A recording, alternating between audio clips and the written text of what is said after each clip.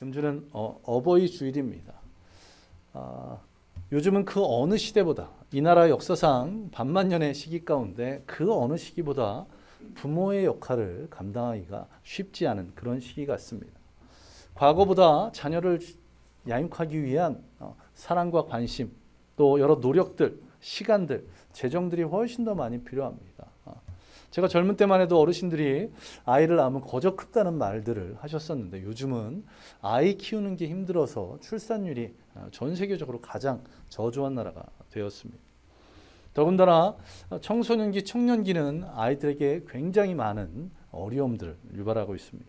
안타깝게도 우리나라의 청소년 자살률이 전 세계 평균의 2배에 달하고 있습니다.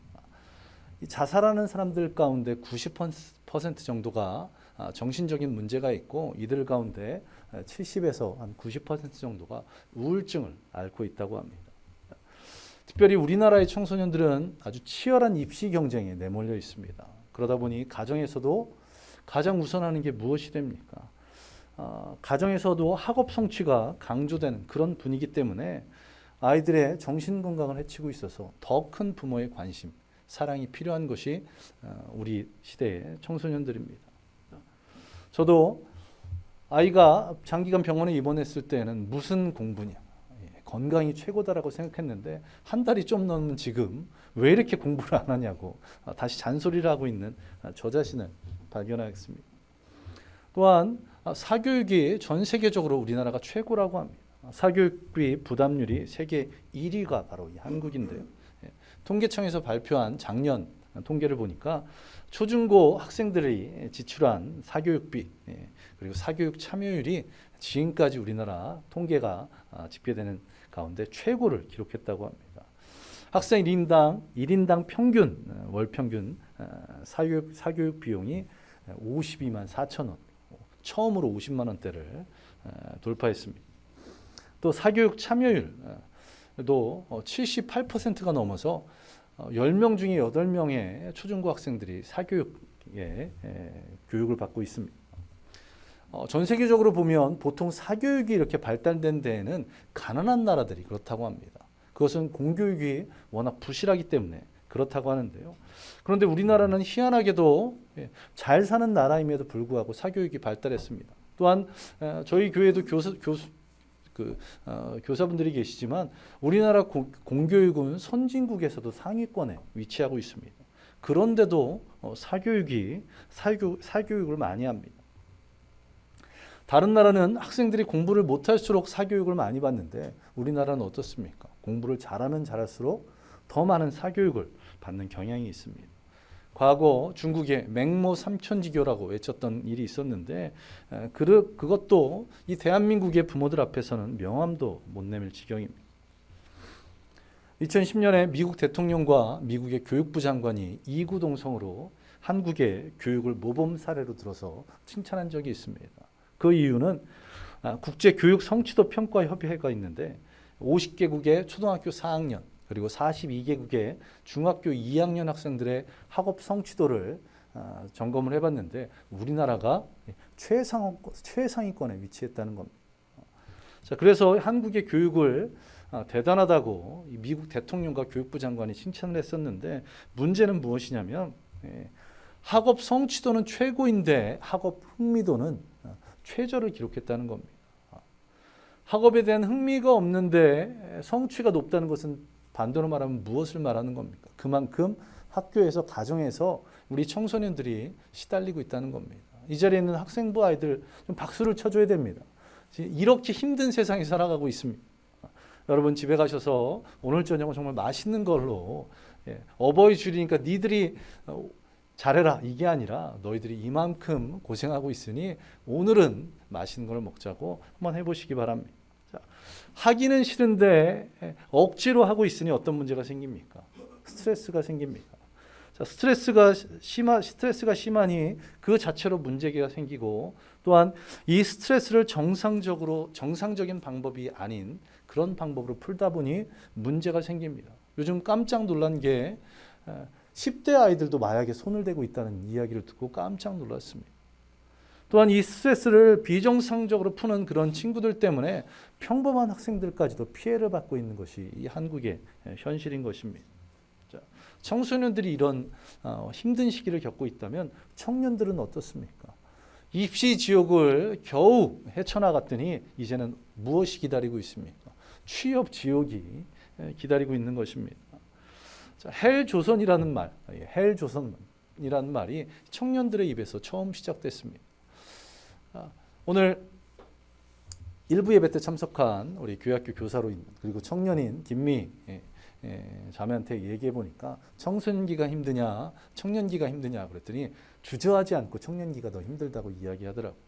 학생부 여러분 지금부터 기도로 준비하시기 바랍니다. 여러분 지금 굉장히 힘들겠지만 더 힘든 청년기가 여러분을 기다리고 있습니다. 3포 세대라고 해서 연애와 결혼과 출산을 포기한 세대라고 했던 게 수년 전이었습니다. 그런데 지금은 거기에 더해서 경력과 집을 포기하는 5포 세대, 또 희망과 취미를 포기하는 7포 세대, 여기에 더해서 건강과 외모까지도 포기하는 그런 9포 세대가 됐고, 이제는 최근에는 포기하는 것이 너무 많아지니까 그냥 N포 세대로 청년들을 부르고 있다고 합니다.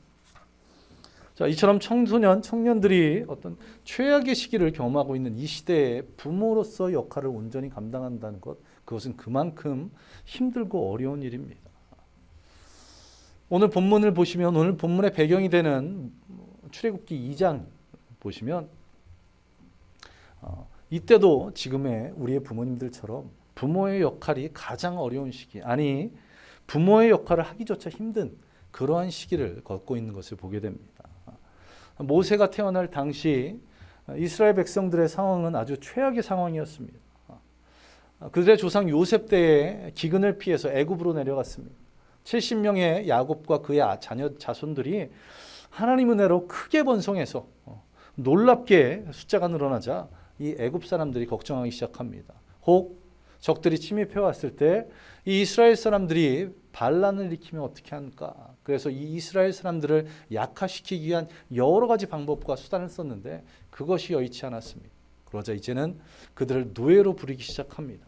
노예로 부리고 학대했음에도 불구하고 계속해서 번성해 나가자 어떻게 합니까? 출산할 때 아기를 받는 산파들에게 명령해서 아들이면 남자이면 죽이고 여자이면 그냥 받으라고 살리라고 그렇게 말합니다.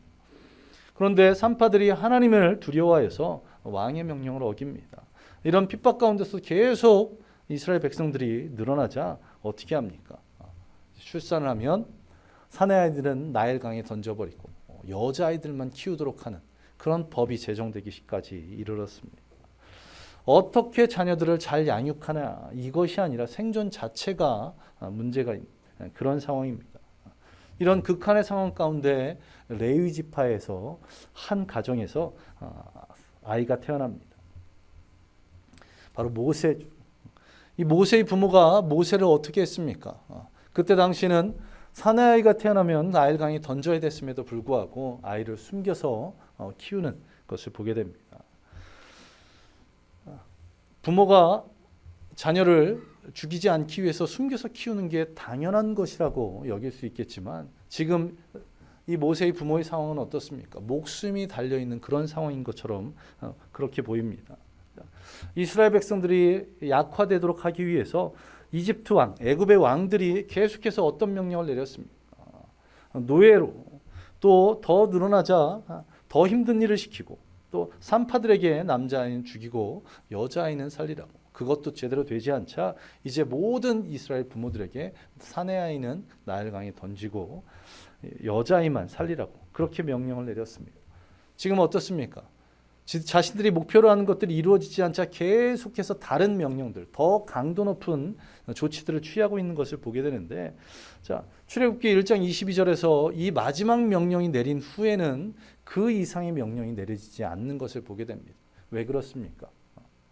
물론 이것보다 더 심한 조치를 취하는 것이 쉽지 않은 이유도 있었겠지만 이 명령이 어느 정도는 잘 진행되고 있었던 것 같습니다. 물론 처음에는 저항도 있었을 것입니다. 성경에 기록되어 있지 않지만 몰래 사내 아이를 키우다가 그것이 적발되어서 강제로 자신들의 눈앞에서 자신의 자녀들이 죽는 일이 있었을 것입니다.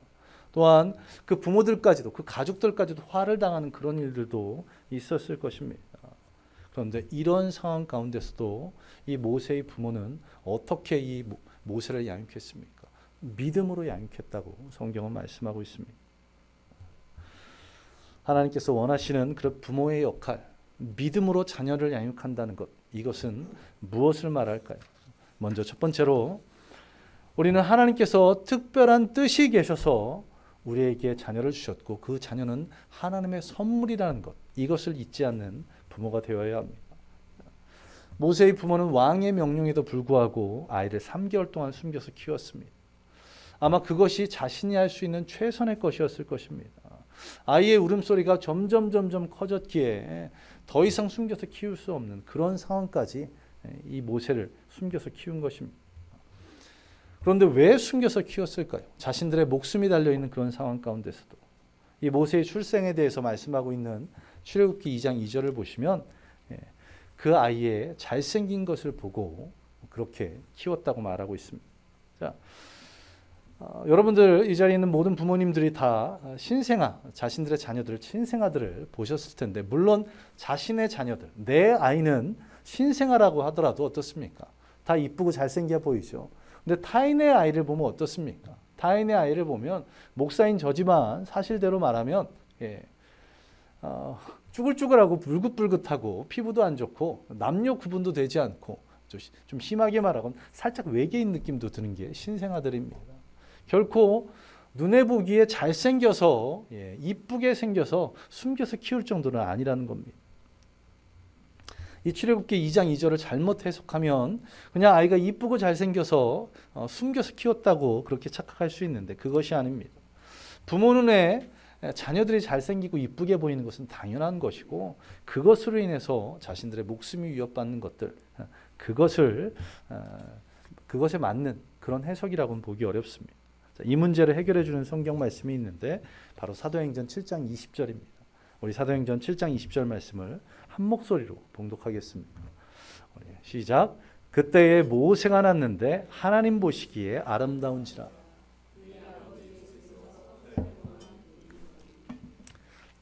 이 아기 모세는 어떻습니까? 부모의 눈에도 잘생겨 보였지만 하나님 보시기에도 아름다워 보였다고 그렇게 성경은 말씀하고 있습니다. 자, 하나님 보시기에 아름다웠다는 말이 겉으로 외형적인 아름다움을 말씀하는 것일까요? 그렇지 않습니다. 우리가 잘 알고 있는 사무엘상 16장 7절에 보시면 이렇게 말씀합니다. 여호와께서 사무엘에게 이르시되 그의 용모와 키를 보지 말라. 내가 이미 그를 버렸노라. 내가 보는 것은 사람과 같지 아니하니 사람은 외모를 보거니와 나 여호와는 중심을 보느니라. 하나님께서는 외형을 보는 것이 아니라 중심을 보신다고 말씀하고 있습니다. 자, 중심을 보시는 하나님께서 그 하나님 보시기에 아름다웠다는 것, 그것은 얼굴이 이쁘고 잘생긴 것이 아니라는 것을 알 수 있는 그런 대목입니다. 자, 그렇다면 중심이 아름답다는 것은 무엇을 말하는 걸까요? 그것은 무엇이냐면 하나님 쓰시기에 합당하다는 것. 모세가 태어난 것은 하나님께서 특별한 뜻이 계셔서 이 모세의 가정에게 하나님의 선물로 주신 것입니다. 그리고 이 모세의 부모는 그것을 알고 있었기에 믿음으로 목숨을 걸고 이 모세를 양육했다는 것입니다. 이러한 은혜가 저와 여러분들 가운데 있기를 간절히 소망합니다. 이 모세의 부모 요게벳 그리고 아므람은 이 모세가 하나님께서 허락하신 특별한 선물임을 잊지 않았습니다. 우리의 자녀들 그것을 부모의 어떤 욕심을 채우기 위한 부모가 누리지 못했던 부모가 경험하지 못했던 것 부모가 하고 싶었던 것을 하지 못했던 그것을 채우는 것으로 여겨야 될 그런 존재가 아니라는 것을 잊지 않으시는 저와 여러분 되시기 바랍니다. 하나님께서 우리에게 자녀를 주셨다는 것 그것은 분명 하나님께서 뜻하신 바가 계신다는 것입니다. 그리고 그 뜻하신 바를 이루시기 위해서 우리에게 선물로 주셨기에 그것을 귀하게 양육하는 저와 여러분 되시기를 간절히 소망합니다. 또한 두 번째로 하나님께서 우리에게 원하신 부모상 이것은 바로 자녀를 양육하는 데 최선을 다하는 부모가 되는 것입니다. 어쩌면 이것은 당연한 것일 수도 있습니다. 그런데 안타깝게도 이 당연한 것이 많이 지켜지지 않는 것이 현실입니다. 믿는 부모가 자녀들을 믿음으로 양육한다는 것, 그것은 당연한 것일 것입니다. 그런데 내가 믿음으로 자녀를 양육하겠다고 생각하기만 하면 그것이 다 이루어질까요? 그렇지 않습니다. 좀 더 어려운 것은 우리가 믿음으로 뭔가를 실천하려고 하면 우리에게 어떤 일이 닥칩니까? 고난이 닥칩니다. 그런데 그 고난은 무엇으로 인한 것입니까? 우리의 잘못이나 아이의 잘못으로 인한 것이 아니라 그 고난을 통해서 인내와 연단의 과정을 거치고 그것을 통해 소망을 허락하시는, 축복을 허락하시는 하나님의 방법이신 것입니다. 이 가정에 어떤 어려움이 닥쳤습니까? 3개월을 고이고이 숨겨 키웠는데 더 이상은 이제 키울 수 없을 정도로 아이의 목소리가, 우는 소리가 커졌습니다. 이 모세의 부모에게도 한계가 찾아오는 것입니다. 도저히 숨길 수 없게 되자 어떻게 합니까? 아이를 강에 던지는 것이 아닌 누군가의 손에 키워지도록 강에 띄워보내는 것을 보게 됩니다. 성경을 보시면 출애굽기 2장에서 갈대 상자에 넣었다고 말하고 있는데, 이 갈대 상자, 당시 나일강에서 흔히 볼 수 있는 파피루스를 엮어서 상자로 만든 것입니다. 그런데 그냥 파피루스만 엮어서 상자로 만들면 어떤 문제가 있을까요? 아무리 촘촘하게 한다고 해도 틈새가 있고, 틈새가 있으면 물은 반드시 스며들기 때문에 곧 가라앉는 문제가 있습니다. 그래서 성경에 보시면 무엇을 발랐다고 말씀하고 있습니다. 바로 역청을 발랐다고 성경은 말씀합니다. 자, 역청은 지금으로 말하면 석유에서 나오는 타르 같은 것인데요. 나무 위에 칠해서 기름막을 만들어서 물이 새지 않도록 하는 것입니다. 자, 그런데 문제는 이 타르가 당시에 구하기 쉽지 않은 것이었다는 겁니다. 애굽 땅에선 나지 않고 팔레스타인 지역에서 수입해서 쓰는 것이었습니다. 당시는 어떤 상황입니까? 모세의 부모들은 노예의 상황이었습니다. 거주 이전에 자유가 없었기에 팔레스타인까지 가서 이 역청을 가져올 수 있는 그런 상황이 아니었습니다. 수입해서 쓰는 것, 지금같이 교통과 물류가 편안한 때에도 수입해서 쓰게 되면 비용이 올라가는 것이 당연한 것인데, 당시 3천 수백 년 전에 이런 일이 있었다는 것은 수입품이라는 것, 그것은 어마어마하게 비싼 것을 말합니다. 우리가 성경에서 알고 있는 예수님의 장사를 미리 예비했던 마리아가 하나님께 드린, 마리아가 예수님께 바친 그 향유, 순전한 나드 향유였는데 그 향유의 값어치가 얼마라고 성경은 말씀합니까? 300데나리온이라고 말하고 있습니다. 노동자 하루 품삯이 1데나리온인데 300데나리온은 연봉, 노동자의 1년 연봉입니다. 쉽게 말하면 향유가 3천만 원, 4천만 원, 5천만 원 한다는 건 어마어마한 금액이죠. 왜 그렇게 비쌌을까요? 그 나드라는 향유가 히말라야 고산지대에서 채취하는 것이었기 때문에 그렇습니다. 당연히 수입품이었기에 그렇게 비쌌던 것입니다. 노예 신분으로서 결코 구하기 쉽지 않은 그 타르를, 그 역청을 이 3개월 만에 힘겹게 구했던 것입니다. 자식을 살리기 위해서 최선을 다하는 부모의 모습을 보게 됩니다. 우리는 흔히 뭔가를 열심히 시도하다가 그것이 가로막히고 되지 않을 때 이제는 믿음으로 맡길 수밖에 없다라고 표현을 합니다. 그런데 믿음으로 맡긴다는 것은 무엇입니까? 그냥 기도하고 가만히 있는 것을 말할까요? 그렇지 않습니다. 맡긴다는 것은 무엇입니까? 아무것도 하지 않고 기도만 하는 것이 아니라 그 상황에 할 수 있는 최선을 다하고 하나님께 맡기는 것이 바로 믿음으로 맡기는 겁니다. 모세의 부모들은 믿음으로 최선을 다했습니다. 아이의 울음소리가 점점 커지고 주변에서 그것을 들을 수 있는 상황이 되자 자신들 살겠다고 그 아이를 내다버린 것이 아니었습니다. 그 아이를 살리기 위해서 끝까지 최선을 다하고 있습니다. 자, 이처럼 안전하게 상자를 만들어서 강에 흘려보내는 것, 그것을 히브리서 기자는 무엇이라고 표현하고 있습니까? 바로 믿음으로 했다고 히브리서 기자는 말하고 있습니다. 자, 이러한 모세의 부모의 믿음, 그것은 어떻게 열매를 맺게 됩니까? 강으로 띄어보낸 그 모세를 누가 건져냅니까? 바로 애굽의 공주였습니다. 모세는 다른 사람도 아닌 애굽의 공주의 손에 건져졌기에 살 수 있었던 것입니다. 지금 모세의 부모는 굉장히 희박한 확률에도 최선을 다했던 것입니다. 당시에 나일강에 있었던 다른 이스라엘 사람들이 이 상자를 발견했다면 어떻게 되었을까요? 그 사람들이 이 아이를 키웠을까요? 그렇지 않습니다. 내 아이도 강에 던지는 판인데 누군지 모를 남의 아이를 왜 키웠겠습니까? 당연히 버려졌을 것입니다. 또한 애굽의 일반 시민들이 그 아이를 발견했다면 어떻게 됐을까요? 애굽의 일반 시민들도 법이 어떤 법이 내려지는지 알고 있었을 겁니다. 또한 이스라엘 백성들과 애굽 사람들은 겉 외양의 차이가 다르기 때문에 3개월밖에 되지 않은 아이일지라도 이 아이가 애굽 아이가 아닌 것을 알았기에 어떻게 했을까요? 또 당연히 강에 던져졌을 것입니다. 애굽의 공주가 모세를 발견했기에 모세는 살 수 있었습니다. 그런데 왜 좋은 왕궁을 궁전을 놔두고 이 애굽의 공주가 이 나일강까지 와서 목욕을 했을까요? 그것이 바로 하나님의 인도하심이라는 것입니다. 우리가 믿음으로 최선을 다하고 하나님의 인도하심이 거기에 더해질 때 그때 기적이, 그때 역사가 일어나는 줄 믿으시기 바랍니다. 우리의 자녀들이 믿음의 세대, 축복의 세대로 온전히 세워질 수 있도록 저와 여러분이 최선을 다해서 자녀들을 양육해 나가는 그런 저와 여러분 되시기 바랍니다. 그때 하나님께서 우리의 가정에, 우리 교회의 자녀들, 다음 세대들에게 역사하실 줄 믿습니다. 인도하실 줄 믿습니다. 이 자리에 있는 한 명 한 명의 우리의 다음 세대들이 하나님의 사람, 믿음의 사람으로 귀하게 커갈 줄 믿습니다.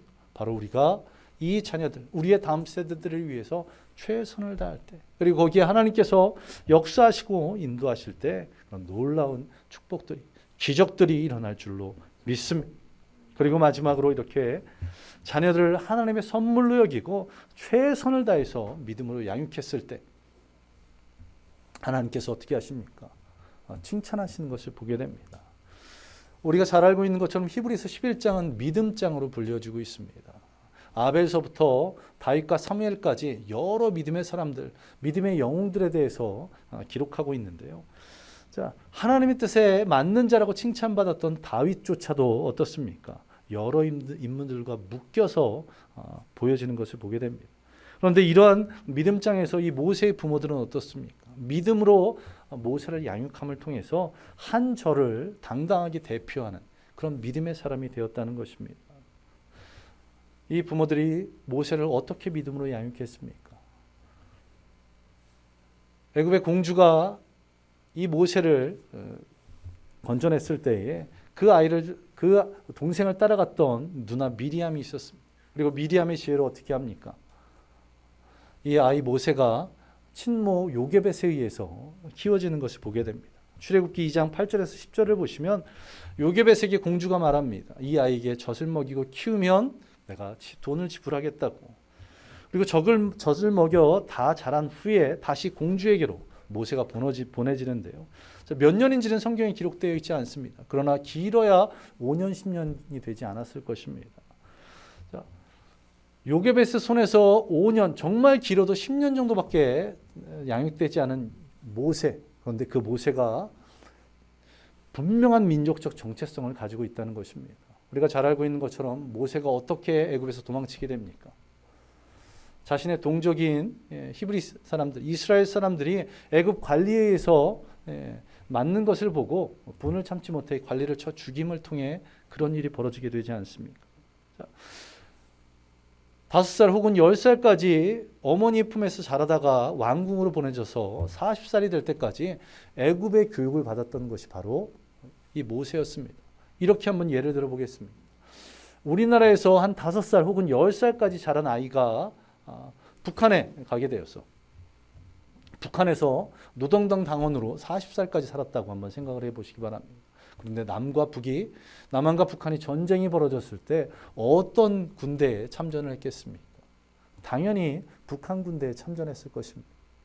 그런데 오늘 본문에 보시면 모세는 그렇지 않았습니다. 그 어머니가 짧은 시간 동안 데리고 있었지만 분명한 민족적 정체성을 가지고 있었다는 것입니다. 이런 믿음으로 양육했기에 이 모세의 부모들이 칭찬받았다는 것입니다. 이처럼 믿음으로 자녀들을 양육하는 저와 여러분 되시기를 간절히 소망합니다. 이 자녀를 하나님께서 특별한 뜻이 계셔서 우리에게 맡기신 하나님의 선물로 여기시는 저와 여러분 되시기 바랍니다. 그리고 이런 귀한 선물이기에 무엇보다도 최선을 다해서 우리의 자녀들을 믿음으로 양육하는 저와 여러분 되시기 바랍니다.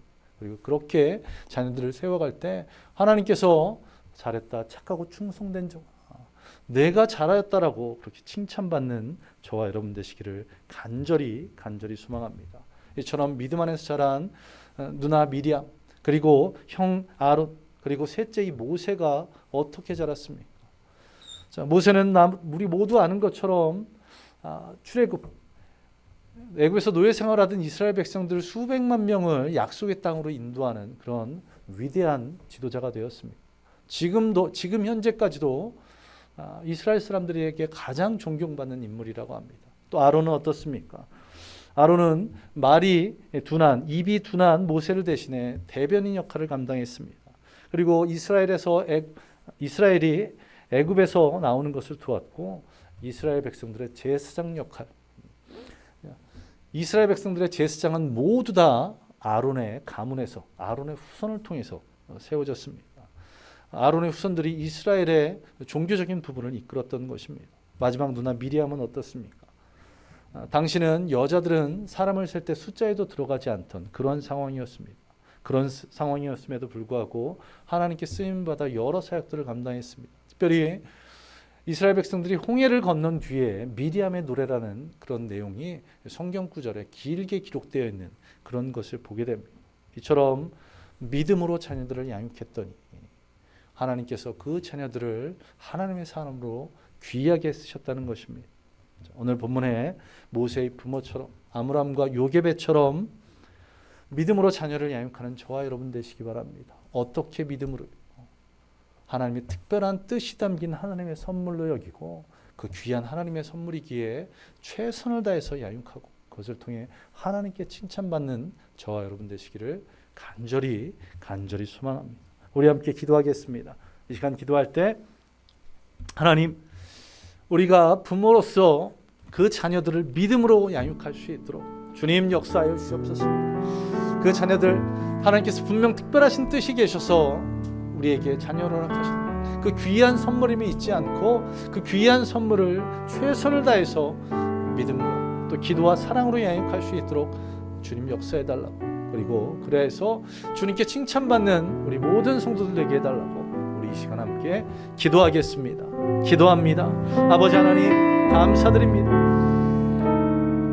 오늘 주님께서 이 말씀을 통해서 이 예배 가운데 귀한 은혜로 역사하여 주셔서 이 자리에 모든 성도들이 하나님이 기뻐하실 그런 부모들 될 수 있도록 주여 인도하여 주옵소서. 믿음으로 자녀를 양육할 수 있는 부모들 되게 하나님께서 분명 특별한 뜻이 계셔서 나에게 귀한 선물로 주셨던 이것을 잊지 않게 하여 주시고 그 귀한 선물로 주셨기에 내가 최선을 다해서 이 자녀들을 믿음으로 양육하게 주님 역사하여 주옵소서. 그래서 믿음의 세대로 또 축복의 세대, 은혜의 세대로 온전히 세워가게 하여 주시고 그것을 통해 하나님께 칭찬받는 우리 모든 성도들에게 주여 인도하여 주옵소서. 우리 교회 성도들 모든 가정의 자녀들이 또 우리 교회 모든 다음 세대들이 이렇게 하나님의 사람으로 온전히 세워져 갈 수 있도록 또한 모든 부모들이, 모든 성도들이 우리의 다음 세대들, 우리의 자녀를 위해서 최선을 다하게 하여 주옵소서. 아버지 하나님, 기도와 말씀으로 양육하고 사랑과 관심으로 그들을 보듬어주며 그들의 아픔과 그들의 어려움을 헤아리고 그들을 신앙의 모범으로, 삶의 모범으로 이끌 수 있는 그런 부모들 되어질 수 있도록 또한 모든 성도들 될 수 있도록 주님 역사하여 주시옵소서. 주님께서 귀한 은혜로 우리의 다음 세대들을 역사하심을 믿으며 이 모든 것 예수님 이름으로 간절히 기도드리옵나이다. 아멘. 아버지 하나님 감사드립니다. 오늘 이 예배 가운데 주님 은혜 주셔서 이 자리에 모든 성도들이 하나님이 기뻐하실 그런 부모들이 되기를 간절히 소망합니다. 하나님께서 분명 특별한 뜻이 계셔서 우리에게 귀한 선물로 자녀들을 주셨음을 믿습니다. 귀한 선물로 주신 이 자녀들을 온전히 양육하기 위해서 최선을 다하게 하여 주시고 그것을 통해 하나님께 칭찬받는 우리 교회 모든 성도들 될 수 있도록 주님 역사하여 주옵소서. 그래서 우리 교회 모든 자녀들이, 우리 교회 모든 다음 세대들이 모세와 같이, 다니엘과 같이, 다윗과 같이, 요셉과 같이 하나님께 귀하게 쓰임받는 하나님의 사람, 축복의 사람 될 수 있도록 주께서 역사하여 주시옵소서. 이 모든 것 예수님 이름으로 간절히 기도드리옵나이다. 아멘. 이제는 우리 주 예수 그리스도의 은혜와 무한하신 하나님의 사랑하심과 성령님의 함께하심과 충만하심이 오늘 주님께 받은 은혜대로 자녀들을 믿음으로 양육하기로 작정한 모든 성도들 머리 위에 임하기를 예수 그리스도의 이름으로 간절히 축원하옵나이다. 아멘. 아멘. 주님 감사드립니다.